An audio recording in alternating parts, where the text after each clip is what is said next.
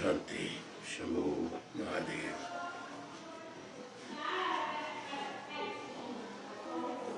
And the 12th shloka,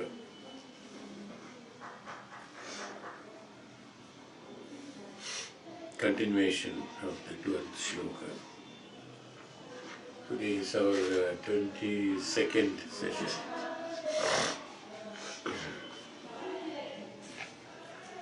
In Panchikaranam, we have described about the divisions of the tattvas.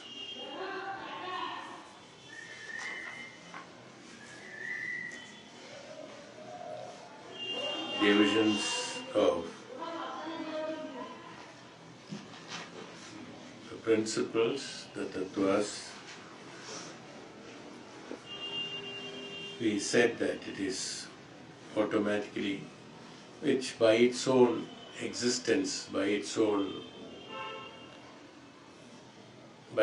thoughts we can say, or by its own functions, it gets divided.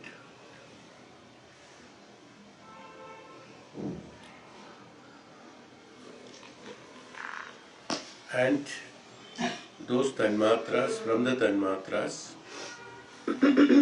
all those divided. Here the calculation he has made, Swamiji, up to the 1/8 of it.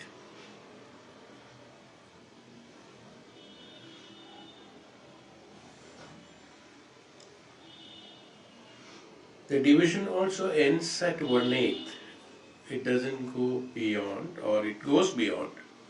For the purpose of calculation, there are number of, this we have explained in Chandogya Upanishad, if I remember correct. According to Shastras and Vedas, 11 times, more than 11, they have explained. Even beyond that also in some of the Shastras, it is there. That's what it says. And each one has been named. It is not that, just like that. They have identified them further, but here, for us to understand, here what we are trying to do is that we are not trying to understand anything else. We are trying to understand one thing, that whatever the Panchabhutas are there, the formation of the Sthula Sharira or any Sthula Bhava is based on this division of the Tanmatras. And the Tanmatras have been identified here as up to the 5, because 5 are the Tanmatras, 5, and also 5 times of division has been identified. Why it has not gone, why it not identify beyond that, is there is a purpose behind it. Because above the 5 and below the 5, both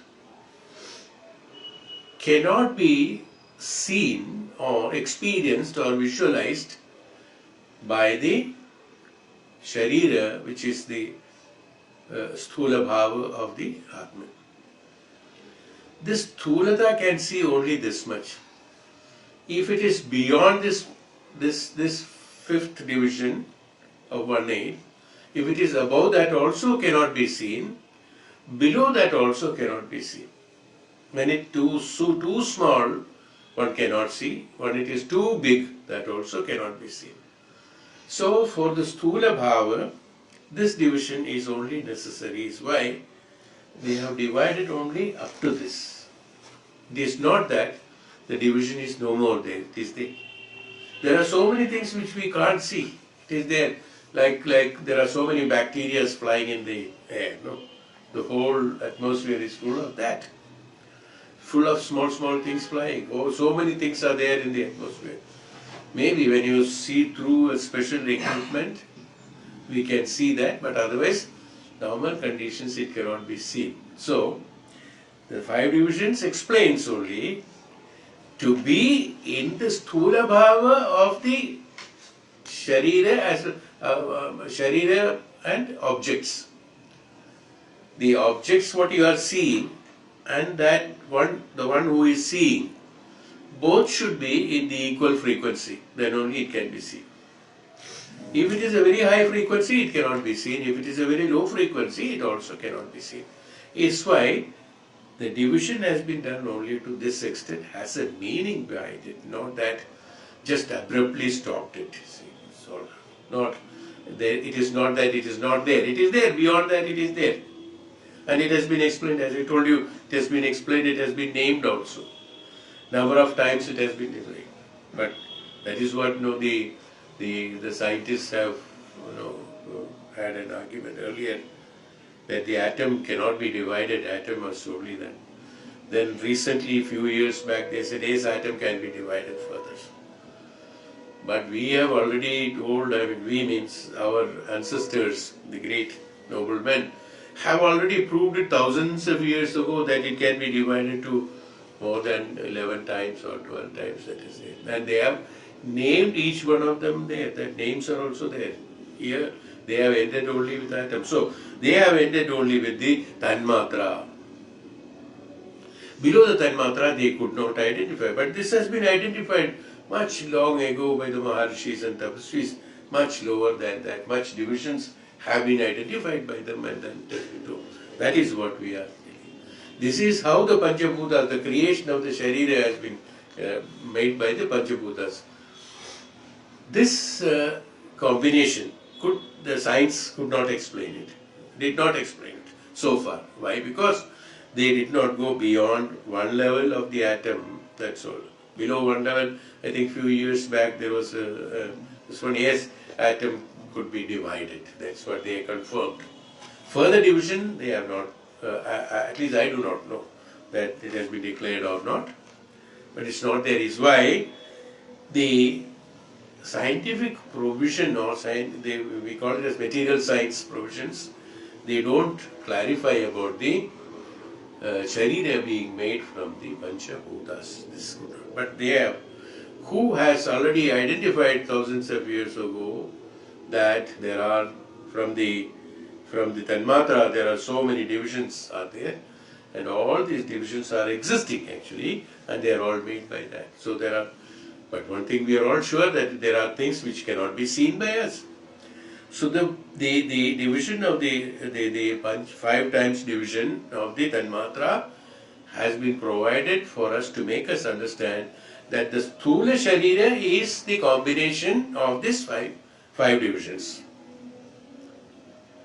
Not below, not above. So those which are existing in that vibrational frequency, that 5 divisions which are there, that only we are seeing as the world.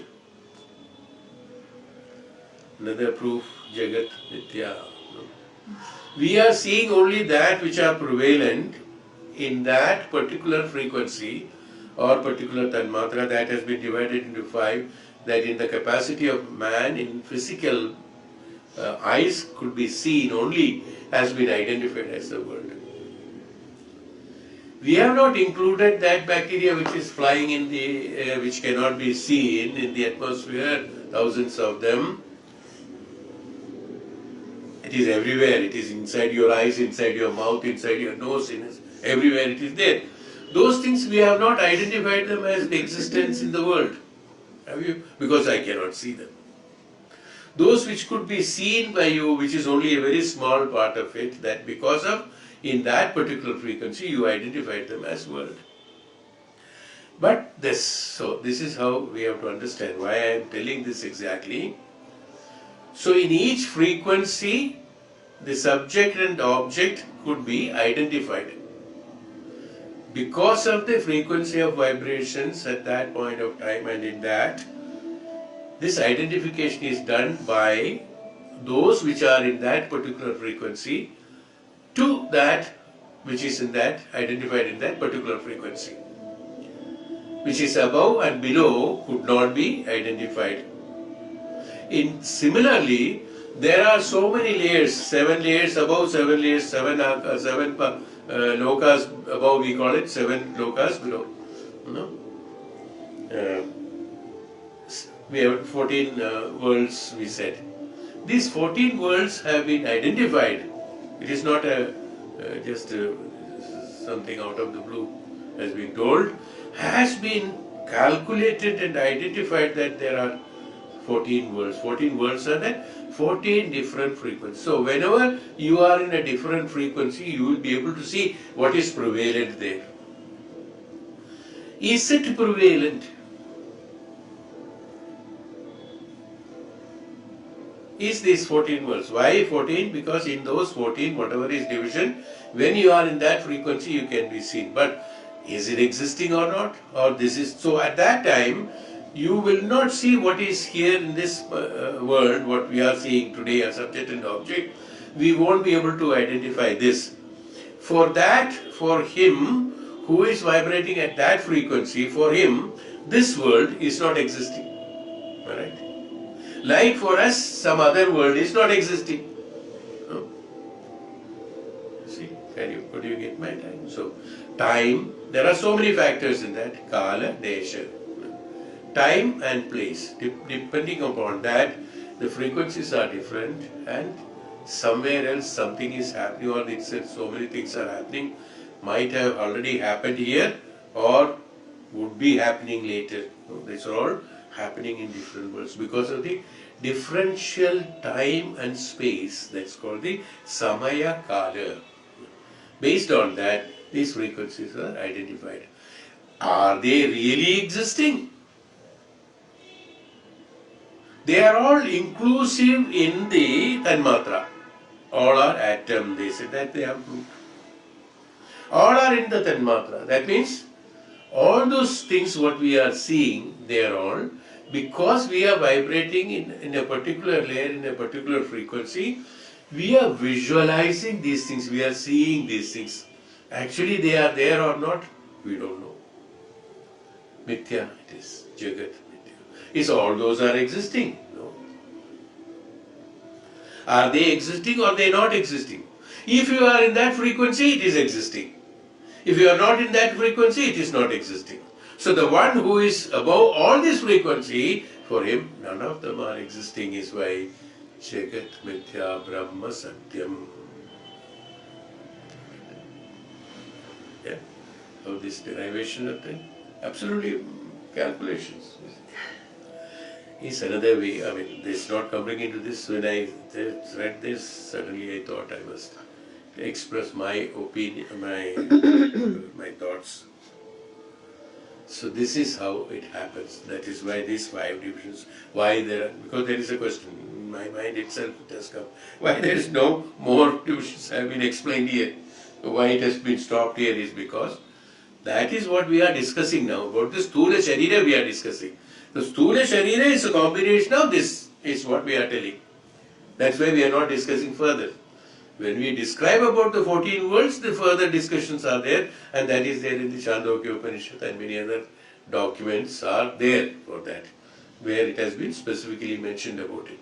Here we have done only this because of the explanation of the Sthula Sharira is what we are discussing about. So in this frequency, in this Sthula Sharira Bhava, we are seeing all this is only that when we are in this frequency. At the moment we are not in that frequency. Even when we close, you forget about dying or eliminating ourselves from this world. Just by closing the eyes we are not seeing anything. Forget about not being there. So if you close even one indriya, which is the one through which you are perceiving this world, if you close that, that world is completely not there. How ridiculous or how wonderful it is. We are claiming about the world and fighting over most of the things, which by closing the eyes, nothing is seen. By closing the ears, nothing could be a beautiful, wonderful music in Veena and people singing and sas. We call it as Sapta Ragas, 7 Ragas, and many other descriptions on them and all that. This is not there. For him, that world is not there. The world of sound is not at all there.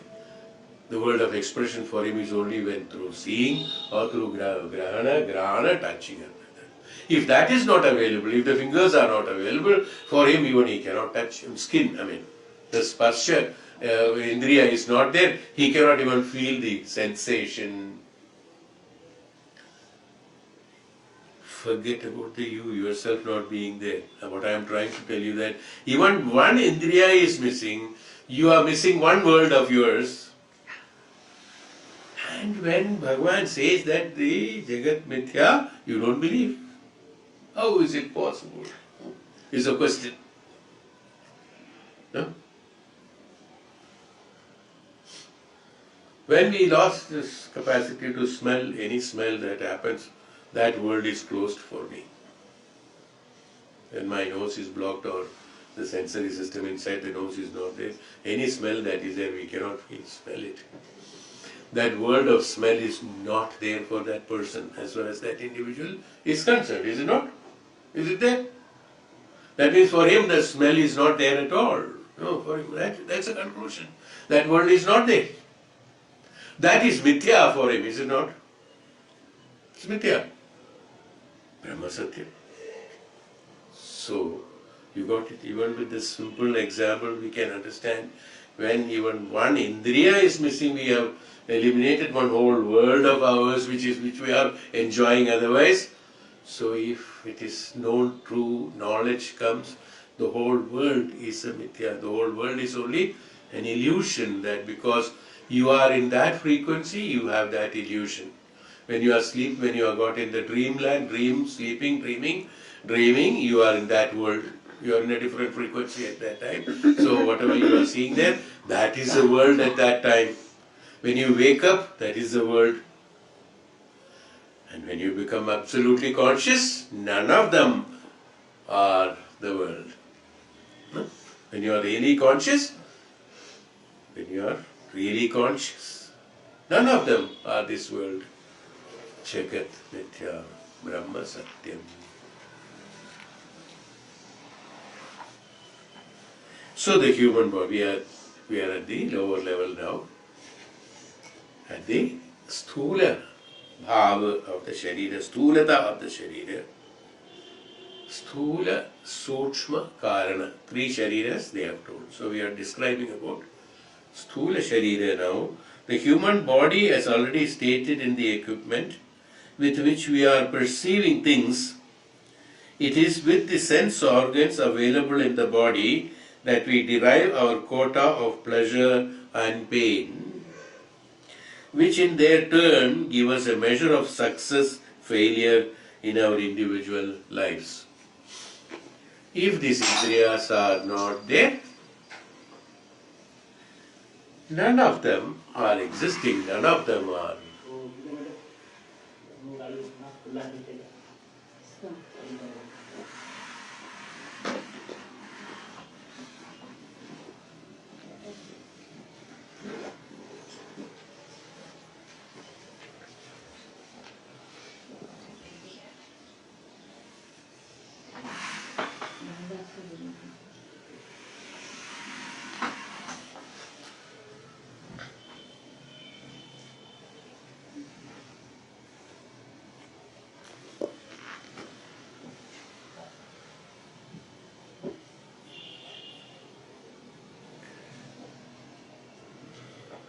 So this Sthula Sharira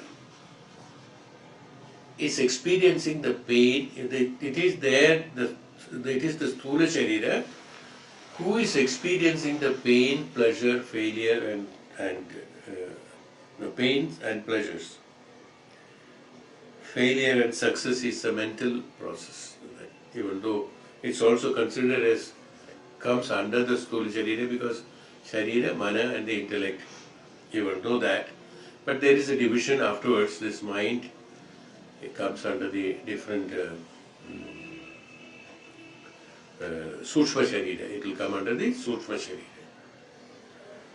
But the pain and pleasure is also in the Mana only actually.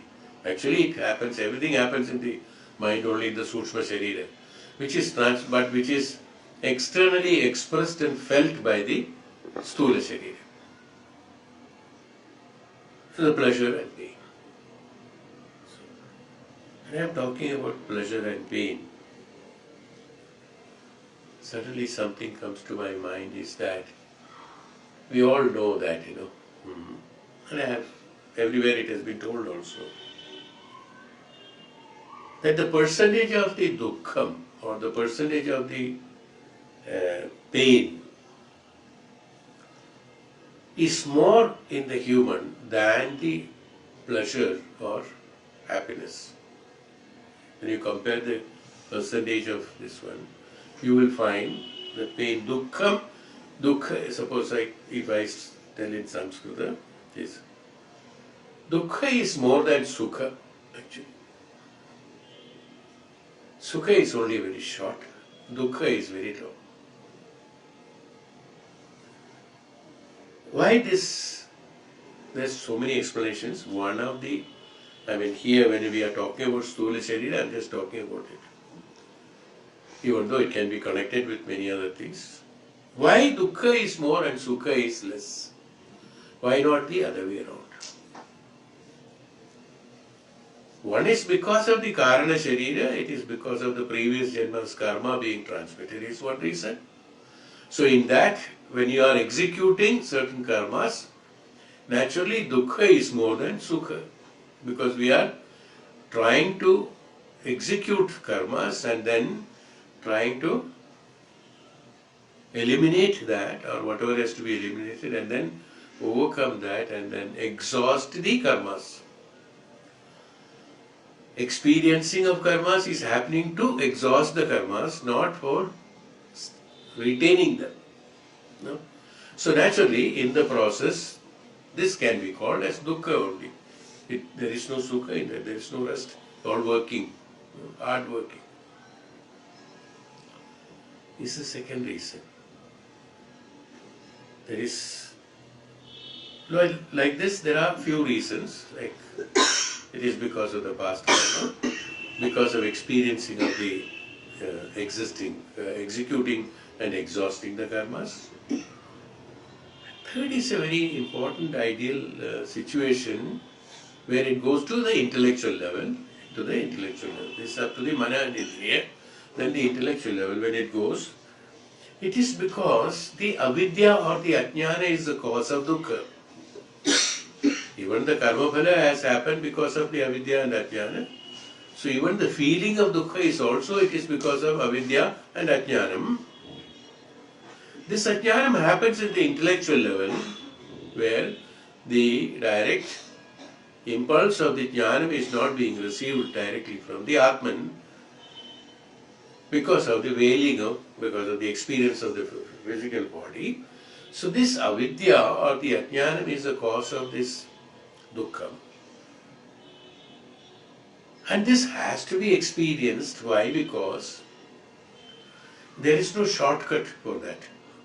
Because the path is through, I told you number of times in previous classes, Indriya, Mana, Antakarana, then the Atman, then the Paramatman, then Brahman.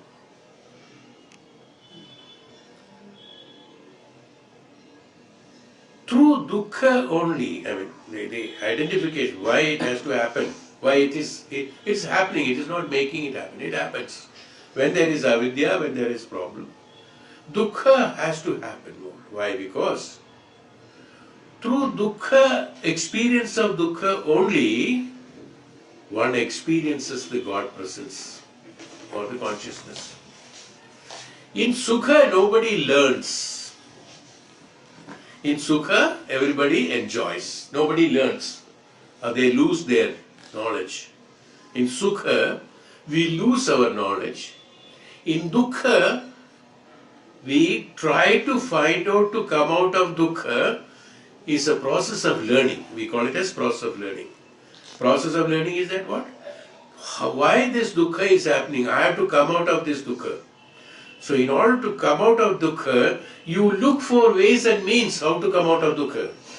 It's a learning process. No? How to come out of this dukkha?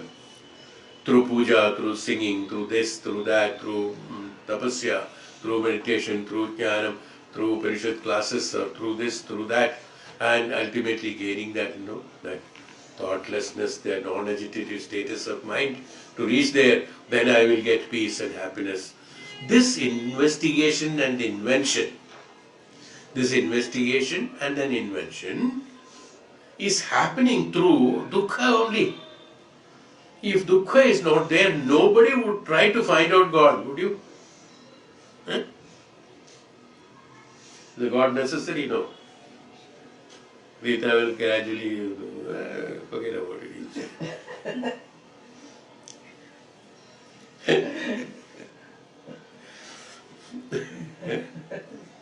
Nobody would find out. No. These are all our ways and means. Now, why all these things are there? Fight for the churches and mosques, fight for religion, for what? Think about it. For what? All these causes, that is starting from there, then the coming down to that. Following certain principles, not following certain principles, something being rejected, something being accepted. Then we encomb ourselves into a certain process of functions of puja, functions of this, functions of that. And then we have normal daily life dukkha. That is not there. This abhava dukkha is there. That is not there. This is not there. How to gain that? How to get it? This how to get, how to gain, how to become, how to improve, how to reach, how to attain is what we are learning through dukkha.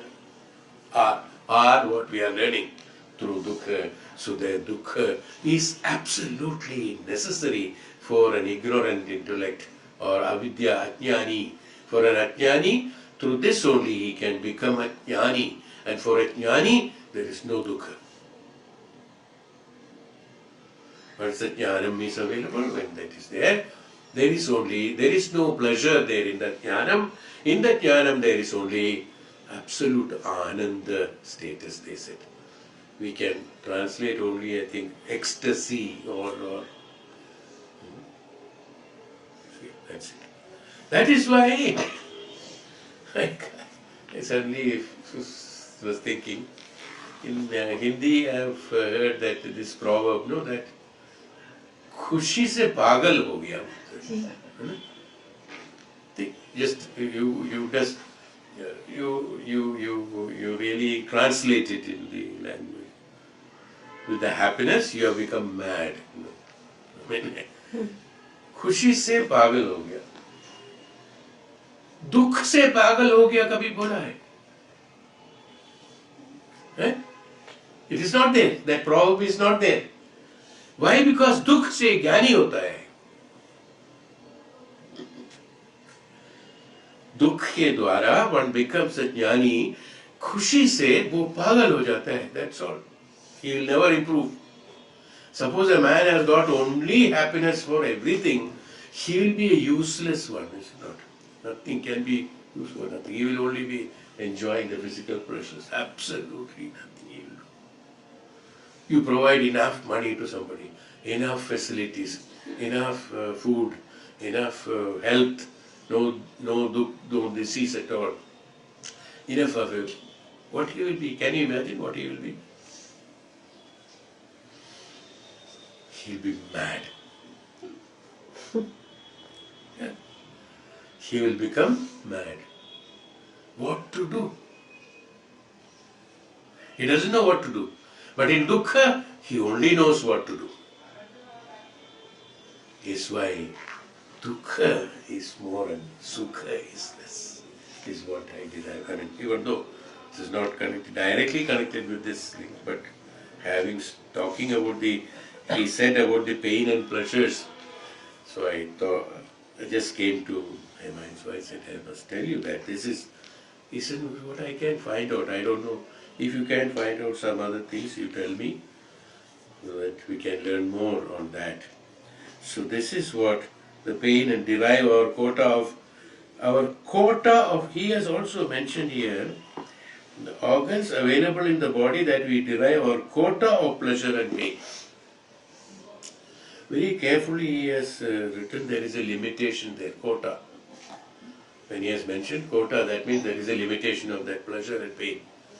The measurement of the quota, the measurement of the pain and pleasure that you are supposed to derive in this Janma through the experiencing of the karma is based on the karma phala. That's all. That is why this has been derived as a quota. It doesn't go beyond that. If that karma phala is, when it is exhausted, it will not exist. That dukkha and sukha will not exist. That's no more there. That is why, because there is a quota only, that we are able to exhaust them. If there is no quota, if it is continuous, can we exhaust this life? No, it cannot. There is a quota, there is a measure up to what this has to go. This up to what it has to go is a very relative term. Up to what you have done it, up to that you have to go. That's all. For some, it's a long distance, for some it is a short distance. It depends upon what is in the store and what has been accumulated, against which we have to act upon, we have to execute and exhaust the karmas depending upon that. That's why he said about the quota, there is a measure for it. Beyond that, once the quota is finished or once the measure is finished, then we are in a position to absolutely evolve ourselves into the absolute jnanam. Then avidya vanishes. Avidya is only up to that. This example is quoted in Mahabharata when Bhagavan Krishna says to Shishupala that you are 100 times you can abuse me, 101st time I will kill you. That's what the story is. If you see a story, you may say that it is a challenge by Bhagavan Krishna to. That's all. You won't understand any meaning of it. No. The 100 papas that he has done, that means when he completes that papa karma, that means by abusing that he is creating a papa karma, when he completes that papa karma to that extent, that also is, there's a quota behind it. That quota he has accumulated from the previous karma because he was an asura in the previous karma. So he is supposed to undergo that much of penance, that much of punishment. Let us call it as, it is not a punishment, it's a penance. That much of penance he has to undergo, so he has to complete it. So he is completing it. Once it is completed, he gets mukti from that. That's why he said, then they also said that when Bhagavan kills somebody, he gets moksha. You know, this whole, when Rama has killed Ravana, he got moksha. Bhagavan Krishna, if he kills somebody, he gets moksha. That is why Bhagavan did not kill, who is that asura? Bhima has split and killed. I am just forgetting his name. Jarasandha. Jarasandha, Bhagavan Krishna did not kill because and he ran away. In fact, he says that 14 times they had war between two of them. Bhagavan just escaped from that. Why? Because if he kills him, he will get moksha. He is not supposed to, because his karma phalas are so much that he has to take number of janmas to complete it. So he doesn't want that. He has to go against the prakriti by killing him and giving him moksha. He will be giving a promotion to him. That he doesn't want because he is not eligible for it. He has to undergo this. That's so only Bhima has to kill him. He will not. That's why he has ran away. Whereas in Shishupala's case, just by abusing 100 times, he killed him. Are you able to? Why I am telling this example is that it's because this is what is called quota. That's why he has told about the quota. And with each one, whatever has been done according to your karma phalas, whatever you have got provided in this janma, you have to undergo that much of that measure of karma phala, exhausting of karma phalas. They are all, I don't call them as bad, good or right or wrong according to Vedanta. They are all execution of karmas and exhausting the karmas. They are all experiencing, that's all. So this experiencing has got quota. So when experiencing has got quota, dukkha has got quota, sukha has got quota. When experiencing has got, you got it? Because there in experiencing, sukha and dukkha doesn't come experiencing. According to Vedanta, everything is experiencing. that has got a quota. Is why probably Swamiji has told, has written carefully about the quota. Is what I think. Is what I personally identifying the meaning of quota, why he has written there. A quota of success and failure in our individual lives. So success and failure is very, very relative term. What is success, what is relative, is very, very relative. No? There is no demarcation of success. In fact, the true success is that to get liberation from this karma mukti is the true success actually, if we call it as success. So the experiencing of success and experiencing of the failure is only absolutely a relative term. That whatever you have targeted and you wanted to complete it, if you have completed, you say success. And if you are not completed, you say it is failure. Is it failure or is it success? Later part of life will prove that the failure was success and success was failure. So you are not able to decide it. So they are all very temporary term that has been used as success and failure. As I told you, the true success is that to get liberated from this karma mukti, that's called attainment of the Parabrahman, Parabrahma Sakshatkara. So the enjoyment of pleasure and pain, bhoga, as I told you, there is no pleasure and pain. Everything is bhoga, experiencing, experience. As far as it's bhoga. That's a beautiful word that Sanskrit has got. Bhoga is why the man is known as bhogi. The one who is an experiencer is a bhogi. So bhoga. In the physical body, the hut of pleasure, the hall of experience is determined by our past karmas, as we have already discussed about it. They are based on absolutely based on the past karmas. Thought by thought, action by action, we have demanded the present body and mental equipment. In fact, we demanded, is it? The present body and equipment. In fact, even while we are alive, and acting here at present, we are ordering the shape and future life to be. Now, whatever karma we are doing, we are in fact shaping our body and physical body as well as mental body of the future. It's why they always say that now you have got time. In the present, you do all these things, you can derive out of that. You have done all these rubbish karmas. You are now thinking in your thoughts and your deeds. You had been doing it, eliminate. Naiti. Come out of it so that you get liberated out of it. Is the purpose of all these teachings are meant only for that. All these teachings. The words and explanations and examples can be forgotten. If it will be forgotten when we attain them. The purpose is that to practice these things will encourage you by listening to all this, in order to go into that path and then reveal yourself, the true yourself, and be with the true yourself is the reason why all these explanations are being done by the great men.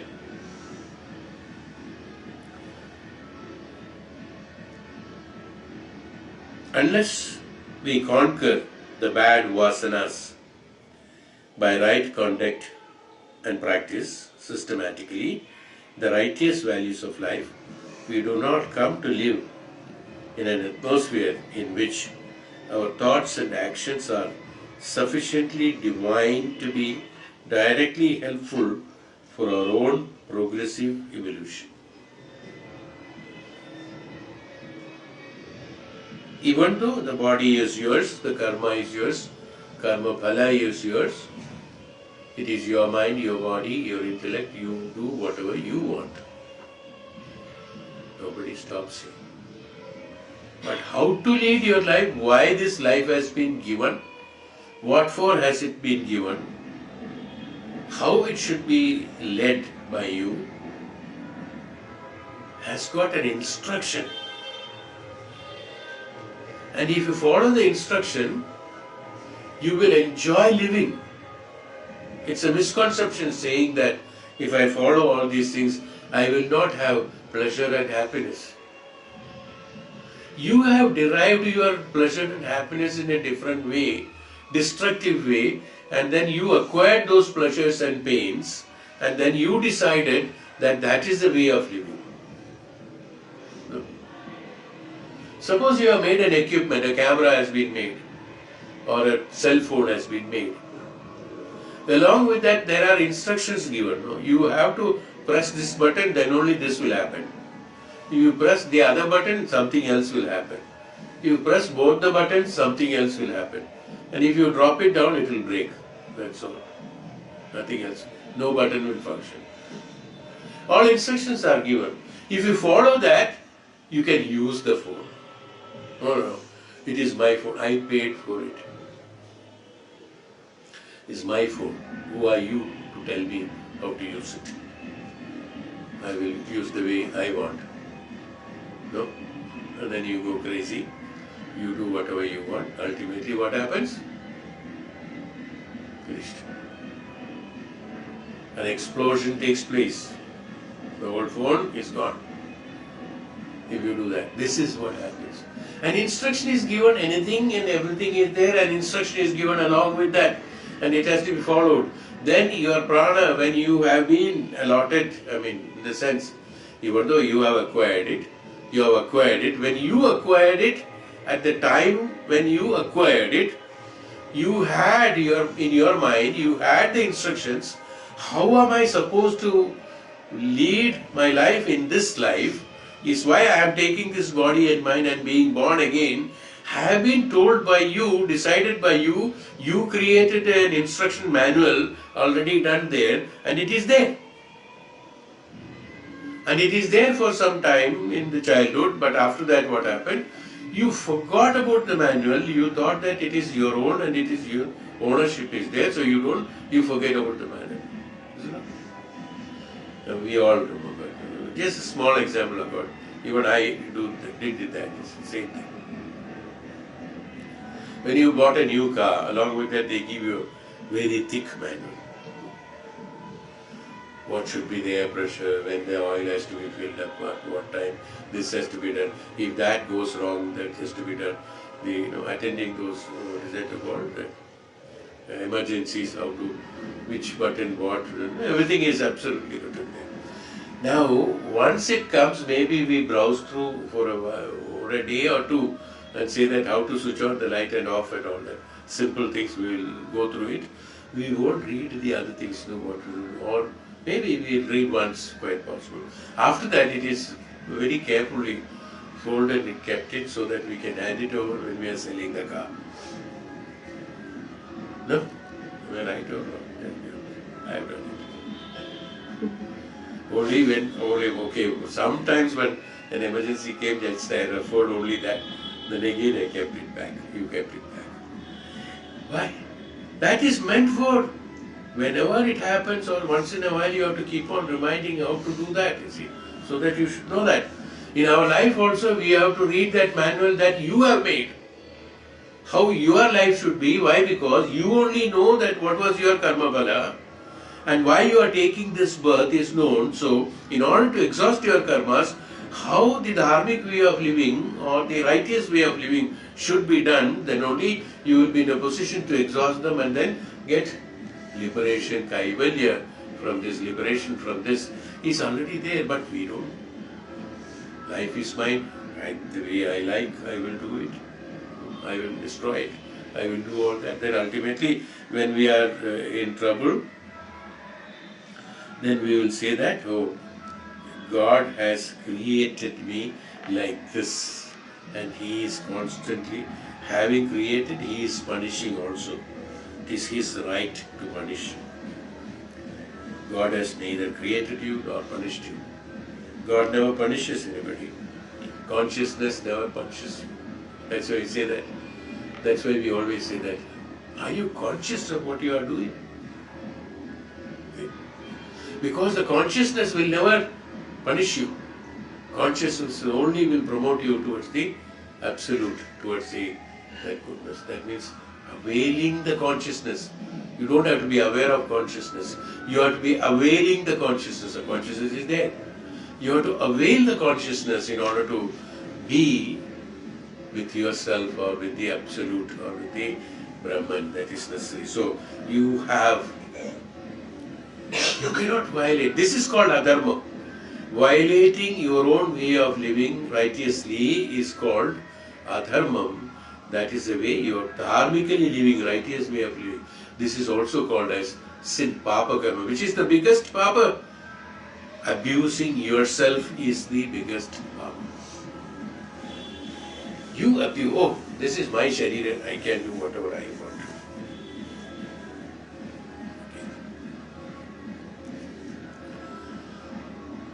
A yogic asana teacher, he will do lots of tricks like a rubber band.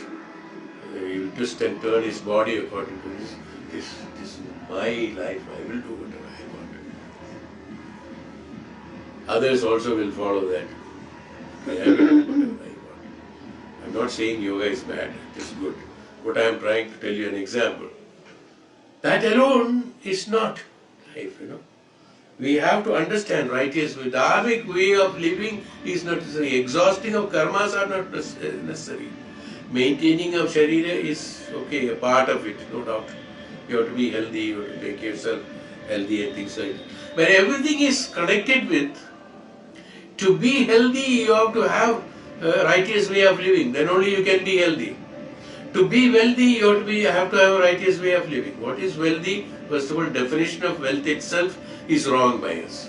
Because that itself is an ignorance. What is wealth? What is health is also, we do it on a wrong avidya ajna, through avidya ajna. Through ignorance we are deriving what is healthy and what is wealthy. Now, how will you direct yourself? Through that avidya only, we said about the snake and the rope. You superimpose the rope, snake on the rope. It's only because of avidya. It's not existing. But you said it is there. It is that. Because I have seen it. This is how we conclude our decisions and forget to read the manual and go through the righteous way of living, the dharmic way of living. Many people are scared. In the material world, people are scared. Oh, if I lead a dharmic life, I will lose all this, my pleasure, my party, my traveling, my this one, my enjoyment, my association, my my relation, my this, my that, my that. Everything I will lose is what people think. And that is what they think it is the giving the happiness and pleasure to leave them. But in fact, each one of them, if you count and look at it discriminately, if you identify them, they are all distracting you and distracting you because they are all temporary and relative terms. One day they are like this, tomorrow, day after tomorrow, after 3 days, it will go away from you. You are doing a sin. Not that you should not get affectionate, you should not be living in society. I am not saying that. Please, you should understand it in the right way. Not that you should not help, not that you should not love your relations and close ones and things like that, or do your karma, do it. But understand they are all relative terms. They are all relative terms, that's all. They are not permanent, they are not the righteous. But preference and the priority has to be given to the righteous way of living, the dharmic way of living, which incorporates that acquiring the absolute jnanam to the intellect through indriyas, through mana, and through for that purpose to the intellect, and exhaust your karmas. For that, prescription has been given how to do that. Whether it is prayers, whether it is bhakti, whether it is jnanam, through jnanam, you have to make yourself, your intellect, understand that they are absolutely not the one which should be leading my life. In the process of leading my life, I have all that things perfectly fine. When I am going into my life, with my life, I am going on these associations, disassociations, and incorporations, discorporations, everything happens. Fine. But my absolute idea or my travel is only to absolute revelation of that and revelation of the self and kaivalya or mukti or liberation from all this. They are all while walking at different distances, at different when I am saying traveling, while I am traveling in different distances and different positions, different things will come and associate with you. Fine, that's all will help you to go further. You should utilize them as stepping stone and then go further, not getting stuck there and then saying that this is the end of me. No. Is what he says. Systematically, the righteous values of life, we do not come to live in an atmosphere in which our thoughts and actions are sufficiently divine to be directly helpful for our own progressive evolution, he says.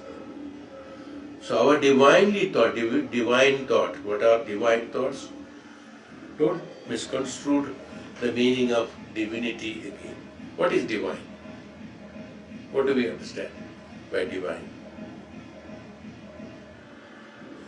You see, we don't know what is divine. We think that to be praying, to be respecting God, to be doing like this, to be doing that is called divine.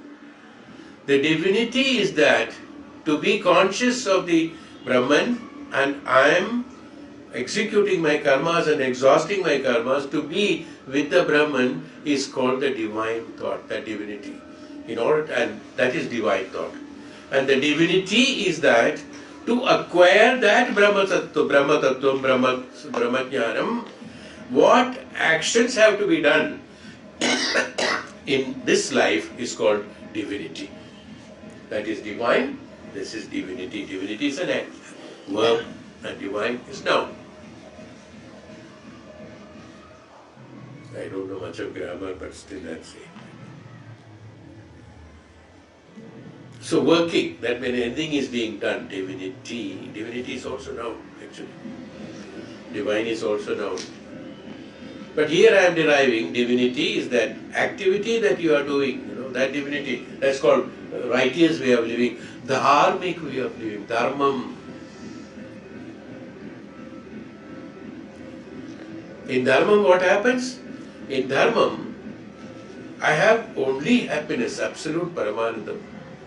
There are no agitative status of any action when I do, when I get an agitative mind, it is not dharmam, it is adharmam. Too much of ecstasy, too much of sadness also creates a lot of agitations of mind. While executing the karma, there will be agitations, no doubt about it. And that agitation is only to bring calmness. That agitation is only to bring calmness. When my mind is active, there is agitation. That is not called as an agitation of mind. When we talk Vedantically, agitation of mind is that what is not necessarily being executed by the mana and absorbed by the mana, analyzed by the mana, is called agitations. Even though when you practically consider that agitation doesn't, mind has to function. It's not that mind should not function. When mind functions and completes that function, activity, the mind should be calm, is it not? When you have got muscular pain, you use a vibrator and creates agitation. That agitation is created in order to get the relaxant of muscle.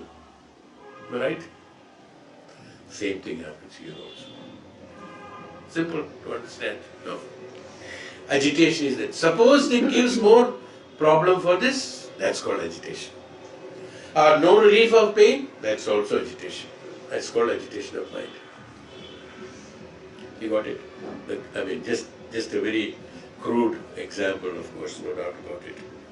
But still, it is like that. When I create an agitation, it should be bringing happiness to me. It should not create any residues. That means karma balas should not be there. No residues should be left. The residue should evaporate. It should exhaust along with the karma. That's all. That should not remain back. When it remains back, that will give agitations to the mind. When it doesn't remain, then it is calm. After vibrating the muscular pain, the pain has gone, I am peaceful, happy. It should be there. But while doing it, it may pain, it may excessive pain may be there, it can happen. But then after that, I am relieved. That is exactly the non-agitative status of mind, or dharmic way of living. Dharmam is that. Not to be unpleasant to yourself. Very in a simple words what they say, that not to be unpleasant to yourself, neither to others. When you are not unpleasant to yourself, you won't be unpleasant to others also. Normally. When I am trying to derive pleasure out of disturbing others, it is not the righteous way of karma. And that's not the right way, that's not divinity of living. Through my peaceful status of functioning, I should attain the peace. Okay? But in this world today, in this condition, what happens?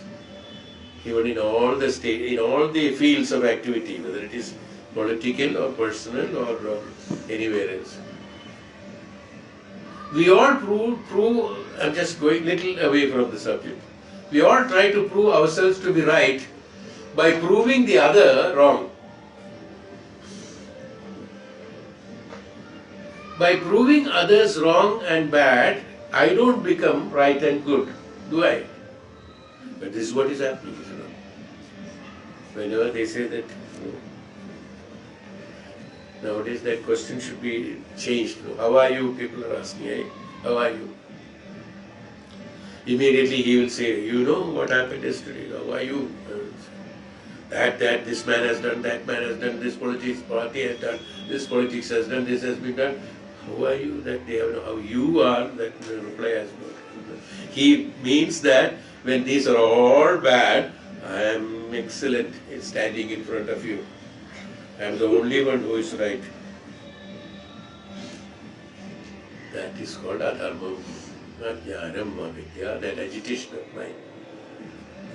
I should be in a position to be peaceful. This is just telling certain examples, that's all. So, righteous way of living, dharmic way of living. Being in yourself. When you are peaceful, you are absolutely happy. There is no abhava of material, there is no abhava of anything else. Knowledge, when it is there, then there is no question of abhava, there is no scarcity of anything else. That's why we learn in our Reiki also, I used to tell that aparam, in the Muladhara, that you should not have the scare of the scarcity, you should live in abundance. Everything that has been provided, so many words people have explained to us, everything that has been provided to you is meant for you to execute your karmas at this point of time. If you need more for tomorrow morning, it will be provided to you. Do you think that we have earned all these things? Every moment something is happening, we are managing that. So, we are managing it. Tomorrow morning what will happen, we don't know. We presume that we will do it tomorrow, this, that, and it's happening. But it's okay. But we have to understand this. So what happens? What you think, according to your emotions and the indriyas and the objective experience, may not be right. So you have to give a thought to that, to be living dharmically, so that you will know the right position, right way of, that's called the right way of living I always talk about. Right way of living, that means dharmic way of living. That's called divinity, sufficient, divine. To be divine. To be divine is that, to be not to be divine for others, to be divine to yourself.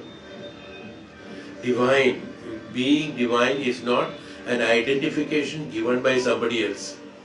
To be divine is an identification given by yourself.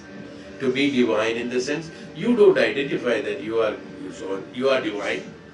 When you are divine, you are in divinity. You are in happiness. You are in peace. You are in peace. You are not agitative. You are not in confusion. You are not that.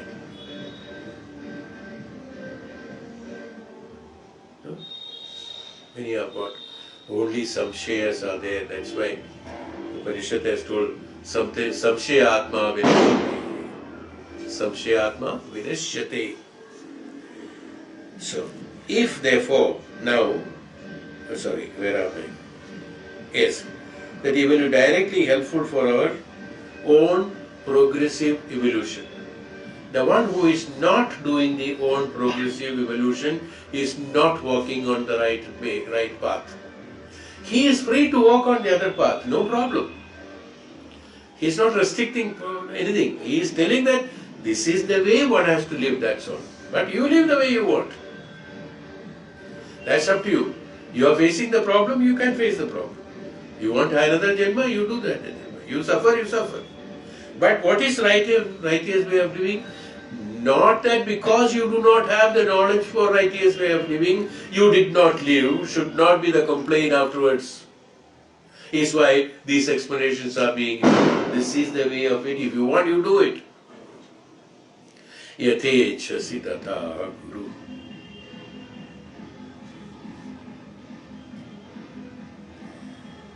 Divine to be directly helpful for our own progressive evolution.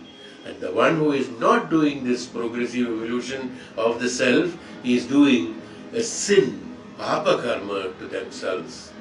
That papa is much more than killing somebody else. It, therefore, now rests with us to make or mar our progress.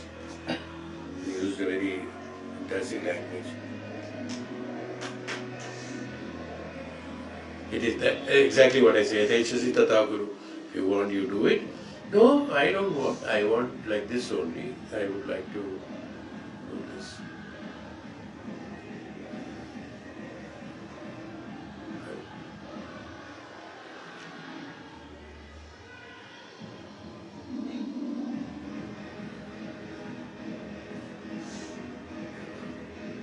हम बीच बीच में खुशी से पागल होना चाहते हैं, करो, पागल हो जाओ, हम देखेंगे। ये भी बोला है लोग कि जब दूसरे को पागल बनाता है तो बाकी सब ताली बजा के देखते हैं। Somebody gets pagal, somebody is mad, all others will enjoy, no? Looking at that. Look at that man, look at that. If you want to be खुशी से पागल,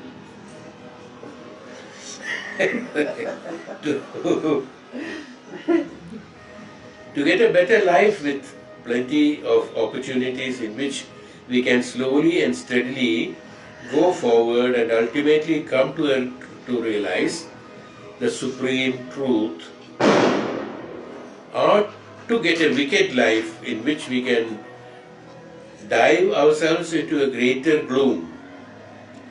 With our own actions, we give a blueprint to God, ordering the exact shape of our destiny and according to the specifications given. The body, the tenement of experiences, is built and handed over to each one of us by the all-merciful, omnipresent, divine. Who is this? We said that we are giving blueprint to the God, ordering the exact shape of our destiny. Here, I told you who is God. Now, don't again go back to your own adamancy of not understanding who is the God. The God is absolute consciousness. You are submitting your activities and actions and karma phalas to your consciousness, who is a creator of you. That's what he said, that he is a omnipresent, omniscient creator. Who is a creator? That consciousness is a creator. God means not an individual with a shape and form, what we address as God normally, or many people understand as God. That's why he has written here, not that he is contradicting his own statement of whatever has been told. No. Here, Swamiji has very clearly said God consciousness. So he said about the God. So that is why he said, you be wicked or you be good. With our own actions, we give a blueprint to the God, ordering the exact shape, we are ordering, placing order to the God. Placing an order to the God. What should be your shape of our destiny? And according to the specifications given, the body, the tenement of experience, is all built and then handed over to each one of us. So by them, each one of us, by the all merciful, omnipresent, divine God. How He is merciful. It's beautiful words. Beautiful words. How the consciousness is merciful. The consciousness, I am personifying the consciousness as an individual. Personifying consciousness. Consciousness feels sad. Look, I have to give you this blueprint of your body and or your mind and your activities and your karma phala. I am giving you. But along with that, I will give all the supports, giving you your prana, your atma, your jivatma, everything I will give you along with that, and I will be with you always. Is why He is merciful. Is it not mercy? He knows you have done a lot of atrocities, Shishupala. But still He says, He who, the consciousness, says that you take the body and shape you wanted. I am not liking it to give you. You ordered this, you wanted, because of your based on your karmas, you said, I want this shape and I want this mind, I want this karma and I want this karma bala, and I will come out of it and I will merge with you. For that you please give me this. And He gives you. Is He not merciful? We all pray to God, no? Go to Him. All of us go to pray.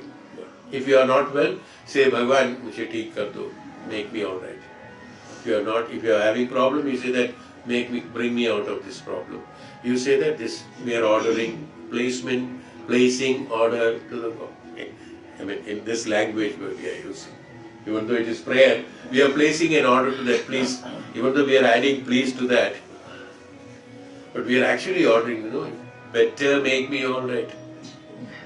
I have provided these laddus with great difficulty, even though nowadays adulteration is rampant, but I tried to procure the best ghee available in the market.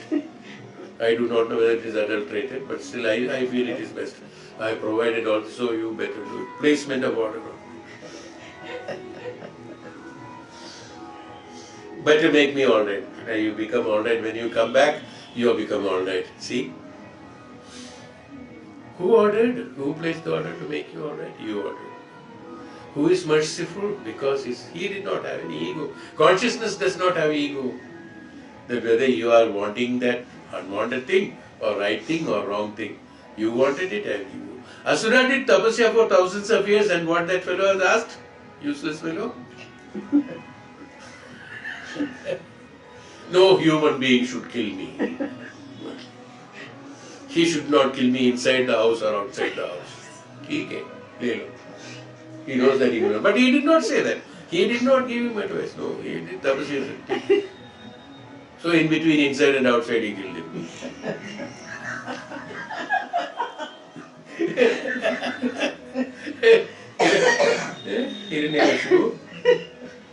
Narasimha Avatar. He killed him. This is what we do. Who ordered? Who placed the order? You wanted that. Who ordered? Bhagavan said that? No. He should have told, give me whatever is right for living, righteous way of living. Please give me that. Provide me. I will have orders. The order should be good. Be merciful. So that is why he said it is mercy. It is mercy only. If it is a right and it is being given to you, it is not mercy. Right? How, when it becomes mercy, that you are asking for unwanted thing and I am giving you unwanted things, and according to you this one, which I know it is not right, but still you want it, is called mercy. That okay, you take it because you want it. It's mercy. But along with that, I will be there to help you along with throughout His mercy. Not that He is giving you out of frustration. No. He knows you are asking for something unwanted, but He says, okay, no problem. But to help you out of this, I know it is absolutely unwanted, this shape and form and this mind and this thought and this karma, but I'll be with you to make you conscious, understand every now and then when you are doing the karma that this is wrong, this is wrong, this is wrong, better come out of it. For that, I'll be there. But do we? Has to be done by you. I will only tell you. That's why he said about all merciful, omnipotent and divine creator, he said. He's omnipotent, it's all over. He's not that restricted only for somewhere or something or some karma only, always there, but what to do if you go into the wrong path, as he said now earlier way, that we have already explained, how to do the right way of karma. Try to procure the jnanam through bhakti, through learning, through shraddha, through in any manner, doesn't matter. He has explained about 4 or 5 methods how to acquire that. You choose whichever is easy for you or which is appealing for you, not easy. Whichever is appealing for you, you can choose that. And through that marga, but whichever marga you choose, doesn't matter, that is immaterial. But choose to be living in the righteous way, in the dharmic way, so that you can exhaust your karmas and you get liberated. That papa karma, don't do that papa karma by just getting stuck to what your desire, mana, indriya and the fascinations tell you to do it. No, don't do that. Is what is doing. Everything is happening as told you. Where we live, where we have to go, where we come, how to live. Everything happens. We think we have earned it. Okay. I have applied for a job, I got it. We think that we have applied it, that's why we got it. This is something like I told you some time back, the story that the God has told the other man to make something. So he took the clay and he said that the clay is made by me, Bhagavan said. Similarly, who made you to write that application? Your want. That want from where it has come. So, when you are in the righteous way of living, those advices will come to you.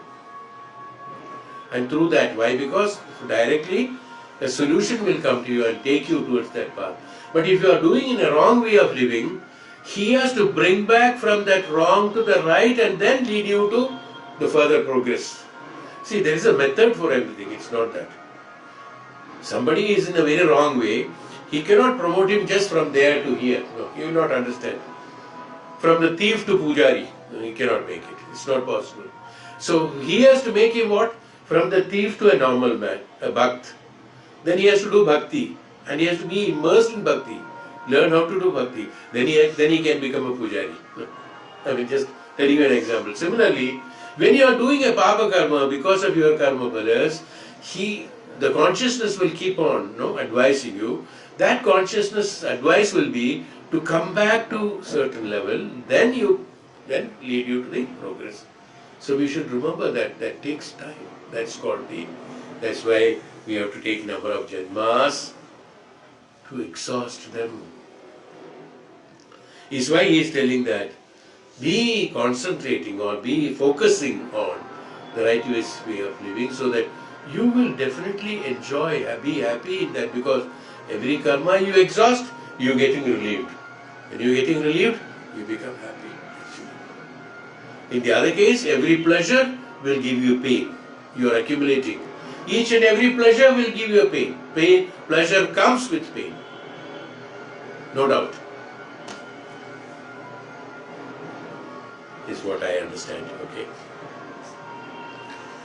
We can talk. This subject is so beautiful.